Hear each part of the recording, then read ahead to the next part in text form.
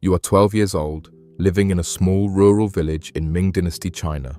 The year is 1570. Your home is simple: wattle walls, a thatched roof, dirt floors. Your days are filled with chores, helping your mother, fetching water, and occasionally playing in the dust near your family's worn-out shack. Life is hard, but predictable. Then one afternoon, a lacquered carriage rolls in from the capital. Its black shine reflects the summer sun. It doesn't belong here. A government official steps out, flanked by attendants. He wears embroidered silk, his hands gloved, his face unreadable. The villagers gather, quiet and tense. These visits rarely bring anything good. You're called forward. He doesn't ask for your name. He inspects your teeth, your skin, your posture, and especially your feet. He speaks very little. His eyes are not unkind, but they are clinical. This is not a conversation. It's an evaluation. The official speaks with your father. No negotiation is made. A pouch of silver is passed into your father's hands. He does not look at you as he takes it. You are not being sold into marriage. You are not going to a noble household to work. You are now state property, selected for the inner court. You are to be transported to the capital, Beijing, to enter the Imperial Harem. You don't fully understand what this means. Few girls do. What you do know is that your life as a daughter has ended. You are taken immediately. You are not allowed to pack anything. The journey begins by cart, with other girls, most your age or slightly older. None of you speak much. The guards riding alongside carry weapons. You don't know if they are there to protect you or to prevent you from running. After days of travel, you reach Beijing. The walls of the Forbidden City rise before you, massive, red, and silent. You are marched through tall gates, then handed over to court eunuchs. Their presence is unsettling. Their voices are high-pitched and mannered, their expressions distant. They do not treat you cruelly, but their indifference is a message in itself. You are here to be processed, not welcomed. You are taken to a hall where physical inspections begin. It is clinical and cold. You are stripped, along with the others, and examined again. Height, skin tone, foot size, and physical symmetry are all assessed. One girl is removed because of a birthmark on her back. Another is dismissed due to a slight squint in her left eye. You are kept. Your small feet, though unbound, are seen as a sign of potential. If they had not yet been bound, they will be now. Footbinding is not universal, but in elite settings it is expected. Your feet are wrapped tightly, your toes curled under your soles. Bandages are applied with force, bones crack. The pain is not momentary, it becomes a daily reality. The belief is that tiny arched feet represent refinement and obedience. Beauty in this world is not about nature, it is about control. You will spend the next year learning to walk again. Your new home is not a room, but a system, a section of the Forbidden City designated for junior concubines in training. You are not yet considered a true consort. You are, at this stage, simply a candidate, a servant in rank but under careful watch. You are introduced to basic court protocol. You learn how to kneel, how to serve tea, how to bow, how to walk without raising your eyes, and how to dress. You are taught how to address senior women, eunuchs, and imperial inspectors. Silence is valued, obedience is rewarded, mistakes are remembered. You begin each day before dawn. You are responsible for cleaning your quarters and attending to assigned senior consorts. Some are kind, most are not. You quickly learn that the Forbidden City is not a sanctuary, it is a political machine. Everyone is watching, everyone is competing. You are given training in calligraphy, embroidery, music, and how to speak softly and slowly. Not to express yourself, but to serve and entertain. The goal is not education, it is transformation. You are being molded into someone who may one day be summoned by the Emperor. Whether that day comes or not depends on your appearance, your demeanor, and your ability to avoid error. The senior concubines pay little attention to you, but their silence is not protection. It is distance. Their status depends on not being associated with the lower ranks. A few glance at you only to correct your posture or reprimand a misstep. You learn quickly that being invisible is safer than being noticed. Rumors circulate among the younger girls, stories of former concubines who disappeared. Some say they were dismissed. Others claim they were imprisoned or executed for violating palace rules. You don't know what is true.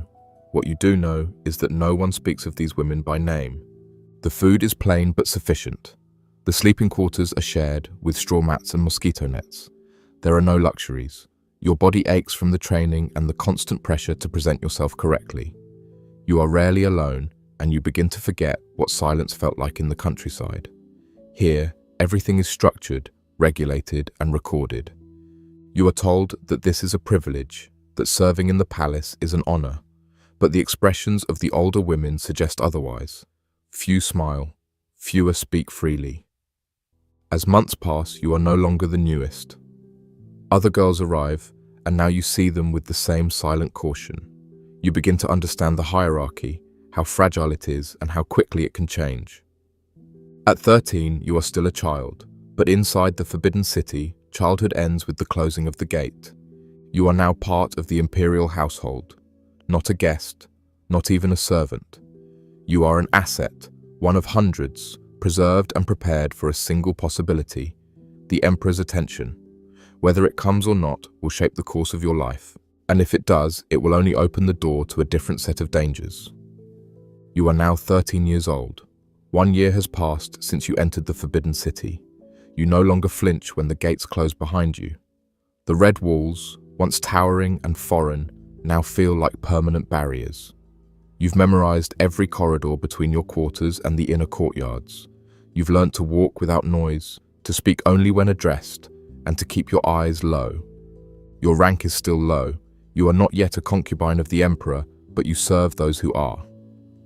The Imperial Harem, or knighting, is a strict hierarchy of women divided by rank, favor, and influence. At the top are the Empress and senior consorts. At the bottom are the girls like you, the selected women, or Siunu, who are undergoing training and performing menial service. You begin each morning before sunrise. You wash, dress in standard silk robes, and report to your assigned post. Today, you're tasked with assisting a second-rank consort, a woman who has served the Emperor for over a decade. She does not speak to you unless you make a mistake. When you pour her tea too slowly, she taps the table twice. It's not a reprimand, it's a warning. You correct your speed at once. You're not allowed to show emotion. A smile that seems too self-satisfied, a pause too long, a glance too high, all can be misinterpreted. The women above you are not family. They are not mentors. They are competitors, and they guard their positions with quiet precision. You learn to read tone, to notice subtle shifts in posture, to recognize when not to speak. These are survival skills, not social ones. The rules are never fully explained. Some are written: never speak to a man unless ordered, never leave your assigned quarters after nightfall, never disobey a eunuch. But most rules are unwritten, enforced by custom and punishment. You learn them the hard way. The girl in the bed next to yours whispered back to a senior consort last week. She hasn't returned. No explanation was given. You begin to understand that power in the harem is fragile, but also absolute. The Emperor is distant, almost mythic. You've never seen him, only heard of his preferences from the lips of senior women and eunuchs. But everything in your life revolves around the possibility of him noticing you. Being summoned to his presence is rare. Being invited back a second time is rarer still. Yet it is the only path upward. The competition for that opportunity is quiet but constant. Girls adjust their posture when a senior eunuch walks by. They practice fan gestures in private. Some exchange information in whispers. Who is favored this week? Who fell out of grace? Who cried in front of the Emperor's mother? Even minor missteps can be career-ending. One afternoon, a girl from your cohort spills a drop of soup during service. She's taken away and returned hours later, her knuckles swollen. Bamboo rods are used as correction. Another girl is accused of speaking to a guard too long. She is removed permanently. The guards, like the eunuchs, are not allies. The harem is not a place of protection. It is a controlled environment where any infraction is considered willful disobedience. You hear rumors, passed carefully in hushed voices. A senior concubine once spilled wine on a nobleman. She was dismissed from court and never heard from again. Another was caught sending letters to her family, which is strictly forbidden without permission. She was reportedly confined to a sealed room for months. Whether all of these stories are true doesn't matter. They shape your understanding. The palace is not ruled by justice, but by order. Your physical training continues. You practice walking on bound feet, which still ache daily. The bones are permanently altered, and the pain never fully leaves. But you've learned to smile through it. Pain is private. Visible suffering is a sign of weakness. By now, you've learned that favor is not earned by merit, but by perception. You are taught how to carry yourself, how to hold a fan, how to speak in metaphors. Intelligence is valuable only when it can be disguised as grace. You've begun to adjust your expressions, your gestures, even your tone of voice, not out of vanity, but out of necessity. This is not performance, it is self-preservation. When you're not serving, you are being watched. Eunuchs are everywhere. They manage your schedules, report your behavior, and enforce discipline. While technically powerless outside the palace, within it, they are the gatekeepers. They determine who is promoted and who is silenced. You've learnt never to challenge them. You keep your head down and your body moving. Each day repeats with small variations, scrubbing floors, pouring tea, fetching silk garments, attending ceremonial drills. Always in silence, always with care. One mistake could end your progress, or worse, your life. But amid the rigidity, you begin to understand the subtle codes of power. A well-timed bow, a favor returned discreetly, a respectful nod to a consort in passing. You begin to map the informal networks, the women who have influence, the eunuchs who respond kindly to gifts of embroidery or ink, the servants who speak too much. These observations will become more important than any official instruction. After one full year in the harem, you are now tolerated, not favored, not trusted, but no longer invisible. You are beginning to exist within the structure, which is more than most girls can say. Many are gone, dismissed for illness, rebellion, or irrelevance. You remain. Still, you are not safe, you are not secure, you are simply present, in a world that watches constantly, remembers everything, and forgives almost nothing. You don't know if the Emperor will ever summon you. You don't know if you'll live long enough to rise in rank. What you do know is that survival requires silence, vigilance, and the ability to disappear in plain sight. You are 13 years old, but already shaped by a system that expects you to perform perfection without flaw, obedience without thought, and ambition without visible desire. You live in one of the wealthiest palaces in the world, and yet you own nothing. Not your time, not your voice, not even your future. This is life inside the Imperial Harem. You are 16 now. 3 years have passed since you entered the Forbidden City. You have survived. Many have not. The corridors are quieter than when you first arrived, but the silence is deceptive. Beneath the polished floors and painted walls, tension circulates like stagnant air. You are still a concubine in training, unmarried, unpaid, and largely unnoticed. But your place in the harem is more secure than it was. You know the rhythms now, you know how to move without being watched, and how to be noticed without speaking. Then one evening, everything changes. You are summoned. The message is brief and direct, delivered by a eunuch whose expression gives away nothing. You are to attend the Emperor that night. No explanation, no assurance of return, just an instruction. The other women do not speak to you as you prepare. No one offers advice. You bathe, dress in robes selected by the senior attendants, and are powdered by servants who say nothing as they work. You are carried to the Imperial chambers in a curtained sedan, your bound feet wrapped tightly, useless for walking. The chamber doors close behind you. No one speaks of what happens inside. What follows is not recorded, not discussed, and not optional. You emerge the next morning. The attendants avoid your gaze. From that moment, everything changes. Weeks later, a court physician confirms what you suspected. You are pregnant. The news is delivered quietly, but word spreads quickly. Pregnancy in the Imperial Harem is both a potential elevation and a profound threat. Bearing a child, especially a son, can raise you to the rank of concubine of record, even consort, but it also draws attention, the kind that turns allies into competitors and rivals into enemies. You are assigned better quarters. You are given new robes, better meals, and a personal maid. Your name begins to appear on formal rosters. The eunuchs speak to you more carefully now, but the women above you take notice. They begin to observe you more closely. Their silence shifts into calculation. Within weeks, the rumors begin. One senior consort hints that you bribed the physician. Another accuses you of poisoning her tea. The emperor's mother, the empress dowager, the highest-ranking woman in the harem, summons you. Her power is unmatched, even by the emperor himself. She examines you without emotion. Her questions are precise and cold. Who have you spoken to? What have you eaten? Who attends your quarters? She says nothing of the accusations, but her gaze lingers too long. You are returned to your quarters, but that night, your food is left untouched. You wait. Nothing happens. The next morning, your maid tells you the accuser has been reassigned to an outer residence. Nothing is confirmed, nothing is written. But the warning is clear.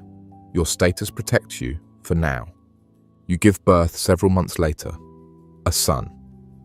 The announcement is made discreetly. A few gifts arrive. A few eunuchs bow lower than usual. The child is removed from your quarters and placed under the care of official wet nurses in the Palace of Eternal Spring, where children of imperial blood are raised. You are allowed to visit at set times. You see him only briefly, sleeping, wrapped in silk, watched over by guards and servants. You are not allowed to hold him for long. Still, the birth elevates your rank. You are granted the title of concubine of the 5th rank, one of many, but no longer among the lowest. You are expected to attend more formal events, dress with greater precision, and adhere to a new level of scrutiny. With elevation comes risk. The women who once ignored you now whisper when you enter a room. Some are polite, others are not. One offers you a hairpin as a gift. You decline. Later, a maid tells you it was rumored to be poisoned. The political atmosphere in the harem grows heavier. The emperor rarely visits now. His time is divided among dozens of women. Your position depends not on affection, but on perception, what others think your position might become. And in the palace, perception is often more dangerous than fact. A eunuch you've never seen before arrives with a message. The Empress Dowager wishes to speak with you again. When you arrive, she is seated beside a physician and a scribe. She does not raise her voice. She tells you another woman has accused you of cursing the emperor's health, a capital offense under imperial law, especially in times of illness or political instability. You are ordered to defend yourself. You deny the charge. Your voice is steady, but your mind races. You remember your son. You remember the girl who once vanished after a similar accusation. You remember the sealed gates and the locked rooms. The Empress Dowager watches you, unmoving.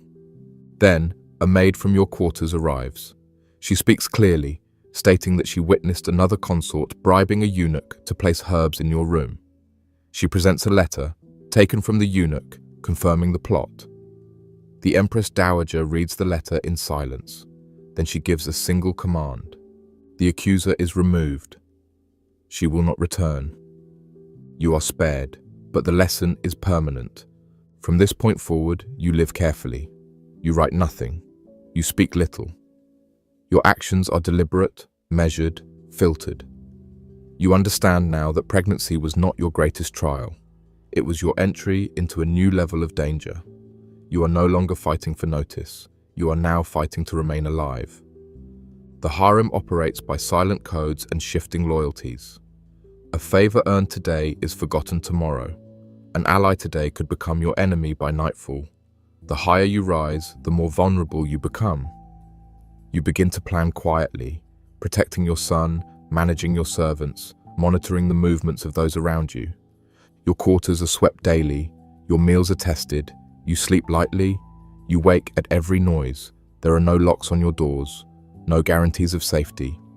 You are 16, You live in the wealthiest palace in the world. You eat from gilded bowls. You wear embroidered silk. But every step forward is shadowed by the threat of collapse. You are no longer unknown, and that may be the greatest risk of all. You are now 22 years old. In the Forbidden City, that means your youth is ending. The new girls arriving are 15, 16, their skin unblemished, their smiles untrained. They bow too deeply, speak too softly. They remind you of yourself 6 years ago, and you know exactly what they're here for. The Emperor has not summoned you in months. His attention has shifted. His health, once robust, now declines. He coughs behind screens, walks with attendants, and speaks less often in court. His household grows quieter, but his absence only sharpens the ambitions of those beneath him. Your son, now a toddler, still lives in the inner quarters for children. You visit when allowed. He doesn't always recognize you. You whisper songs you used to hum when he was an infant, hoping the sound still reaches some memory in him. But you see how the nurses control everything. His meals, his learning, his sleep schedule. You are his mother in name only. He lives under the Emperor's protection, and that makes him valuable. It also makes him vulnerable. The court is uneasy. Grain prices have risen. Rumors of plague swirl outside the walls. Inside, whispers of a coming purge return like smoke through silk. The Forbidden City has too many mouths, too many concubines who are no longer useful. Last time, over 100 women disappeared during a palace famine. No official record was kept, no names were read. You feel it in the air again. Servants avoid eye contact. Eunuchs speak more quietly. Meals grow smaller. Water arrives later in the day.